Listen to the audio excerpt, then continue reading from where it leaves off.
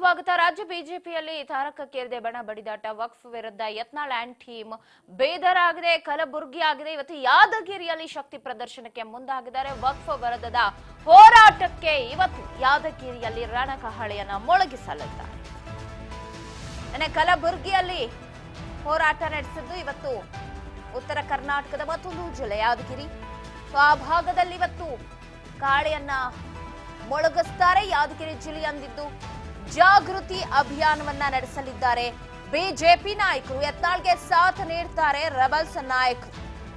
ಎಲ್ಲ ಒಟ್ಟಾಗೆ ಹೋಗ್ತಾ ಇದ್ದಾರೆ. ನಿಂಬಾವಳಿ ಇರ್ಬೋದು, ಕುಮಾರ್ ಬಂಗಾರಪ್ಪ ಇರ್ಬೋದು, ಸಾಹುಕಾರ್, ಇವರೆಲ್ಲ ಒಟ್ಟೊಟ್ಟಿಗೆ ಈಗ ತೆರಳ್ತಾ ಇರೋದು. ಅವರೇನು ಆ ಒಂದು ಮೂಲೆ ಈ ಮೂಲೆ ಅನ್ಕೊಂಡು ಹೋಗ್ತಾ ಇಲ್ಲ. ಎಲ್ಲ ಉತ್ತರ ಕರ್ನಾಟಕ ಅಂದ್ರೆ ಉತ್ತರ ಕರ್ನಾಟಕ, ಯಾದಗಿರಿ ಅಂದ್ರೆ ಯಾದಗಿರಿ. ಈ ತರ ವಕ್ಫ್ ವಿಚಾರದಲ್ಲಿ ಹೋರಾಟವನ್ನ ಮಾಡ್ತಾ ಇರೋದು. ಸೊ ಇವತ್ತು ಯಾದಗಿರಿ ಜಿಲ್ಲೆಯಾದ್ಯಂತ ರಣಕಹಳಿಯನ್ನ ಮೊಳಗಿಸಲಿದ್ದಾರೆ. ಅಲ್ಲಿ ಸ್ಥಳೀಯ ಶಾಸಕರು, ಕಾರ್ಯಕರ್ತರ ಬೆಂಬಲ ಸಿಗ್ತಿದೆಯೋ ಇಲ್ವೋ ಗೊತ್ತಿಲ್ಲ, ಆದ್ರೆ ಹೋರಾಟವಂತೂ ನಿಲ್ಲಿಸ್ತಾ ಇಲ್ಲ ರೆಬಲ್ಸ್ ನಾಯಕರು. ಎಲ್ಲೋ ತೊಡೆ ತಟ್ಟಿ ನಿಂತಿದ್ದಾರೆ. ತಾಯ ಗೆಲ್ಲಿಸ್ಕೊಂಡು ಬರಬೇಕು ಅನ್ನೋ ನಿಟ್ಟಿನಲ್ಲಿ. ಸೊ ಈ ಹೋರಾಟ ಗೆದ್ರೆ ಎಲ್ಲೋ ಒಂದು ಬಲ ಬರುತ್ತೆ ಅಂತ. ಈ ಹೋರಾಟದಲ್ಲಿ ಗೆಲ್ಸಕ್ಕೂ ಕೂಡ ಒಂದಷ್ಟು ಜನ ಸಾಥ್ ಕೊಟ್ಟಿದ್ದಾರೆ. ಈಗ ವಿಜಯೇಂದ್ರ ಆ್ಯಂಡ್ ಟೀಮ್ ನಡೆಸ್ತು ವಕ್ಫ್ ವಿರುದ್ಧ ಹೋರಾಟ. ಅಲ್ಲಿ ಯಾವುದೇ ಗೆಲುವು ಕಾಣಿಸ್ಲಿಲ್ಲ, ಎಲ್ಲ ನೀರವವಾಗೆ ಇತ್ತು ಅಂತಾನೆ ಹೇಳ್ಬೋದು. ಸೊ ಅದರಿಂದ ಏನು ಎಫೆಕ್ಟ್ ಆಗ್ಲಿಲ್ಲ ಎಲ್ಲೂ. ಈಗ ಯಾದಗಿರಿಯಲ್ಲಿ ಇವತ್ತು ರಣಕಹಳೆ ಮೊಳಗಿಸ್ತಾರೆ. ಆ ಟೀಮ್ 2 ದಿನನೇ ಇಡೀ ಕರ್ನಾಟಕ ಮುಗಿಸಿದ್ರೆ, ಈ ಟೀಮ್ ಇನ್ನು ಉತ್ತರ ಕರ್ನಾಟಕ ಭಾಗದಲ್ಲಿ ಇವತ್ತು 3ನೇ ದಿನ ಅಂತ ಹೇಳ್ಬೋದು. ಬಹಳಷ್ಟು ಕುತೂಹಲ ಅಂತೂ ಇದ್ದೇ ಇದೆ.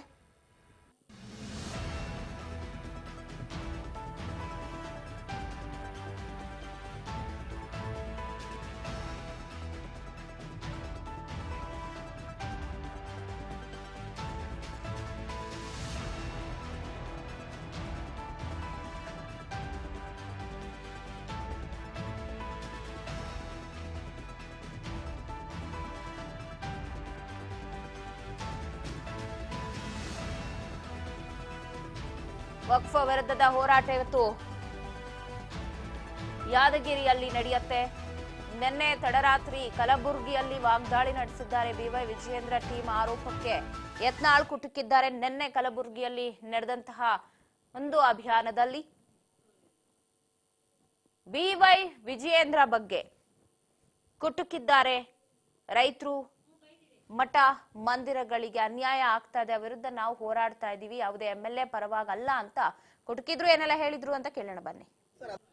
ಗೊತ್ತಿಲ್ಲಪ್ಪ, ಅದು ಅರ್ಥ ಒಗಟುಗಳು ಗುರ್ತಾಗೋದಿಲ್ಲ ನಮ್ಗೆ ಉತ್ತರ ಕರ್ನಾಟಕದವ್ರಿಗೆ. ಅದು ಸಿಟಿ ರವಿಗೆ ಗುರ್ತ, ಅದು ವಿಜಯೇಂದ್ರಗೆ ಗುರ್ತ. ಸಾತು ಕಾರ್ಯಕರ್ತರು ಕೊಟ್ಟರೆ ಸಾಕು. ಯಾರು ವಕಫದಿಂದ ಬಿಡ್ರಿ ಅವ್ರನ್ನೇನು ಬಿಡ್ರಿ. ನಾವು ಅವ್ರ ಸಲಗ ಹೋಗಿವಣ್ಣ. ನಾವು ರೈತರು ಮಠ ಮಂದಿರಗಳ ಅನ್ಯಾಯ ಆಗಿದ್ರ ಬಗ್ಗೆ ಹೋಗಿ ಹೊರತು ನಾವು ಯಾರ ಸಲುವಾಗಿ MLAಗಳ ಸಲುವಾಗಿ ಹೋಗಿಲ್ಲ. ಕಾರ್ಯಕರ್ತರು ಬಂದಾರೆ ಎಲ್ಲ ಕಡೆ. ನೀವು ಸುಮ್ಮನೆ ಮಾಧ್ಯಮದವರು ಅಲ್ಲಿ ಭಾರಿ ಪ್ರತಿಭಟನೆ ಆಯಿತು, ನೀವು ಪಕ್ಷ ಹೊಡಿತೀರ ಅಂತ ಹೇಳಿ ಸುಳ್ಳೆ ನೀವು ಸೃಷ್ಟಿ ಮಾಡಕತ್ತೀರಿ. ನೀವು ಯಾರ ಪರವಾಗಿ ಸೃಷ್ಟಿ ಮಾಡಕತ್ತೀರಿ ನನಗೆ ಗೊತ್ತಿಲ್ಲ. ನಾವು ಅವ್ರ ಸಲುವಾಗಿ ಹೋಗಿಲ್ರಿ. ನಾ ಹೇಳುದು ಅರ್ಥ ಮಾಡ್ಕೊತೀರಿ. ಕನ್ನಡ ನಿಮ್ಗೆ ಅರ್ಥ ಆಗ್ತತಿಲ್ಲ. ಎಲ್ಲ ನಾವು BJP-ನೇ ಇದೀವಿ. ನಾವು BJP ಕಟ್ಟದವ್ರ ಅದನ್ನ ನೀವು ಅವ್ರಿಗೆ ವಿಜೇಂದ್ರ ಕೇಳ್ರಿ. ನಾ ನೋಡ್ರಿ ಯಾವುದಕ್ಕೂ ಕಮೆಂಟ್ ಮಾಡೋದಿಲ್ಲ. ನಾವು ರೈತರ ಹಿತ ನೋಡ್ರಿ. ಬಿಜಾಪುರ್ನಾಗ ಭಯಂಕರ ಭೀಕರ ಒಬ್ಬ ಮೊಹಮ್ಮದ್ ಮೊಹಸಿನ್ ಅಂತ ಒಬ್ಬ DC ಇದ್ದ. ಇಡೀ ಬಿಜಾಪುರ್ನಲ್ಲಿ ಎಲ್ಲಾನು ವಕಫತ್ ಮಾಡ್ಯಾನ. ಹಂಗೆ ಬೀದರ್ನಾಗೂ ಒಬ್ಬ ಜಾಫರ್ ಅಂತ DC ಬಂದಿದ್ದ, ಅವನು ಎಲ್ಲ ವಕಫತ್ ಮಾಡ್ಯಾನ.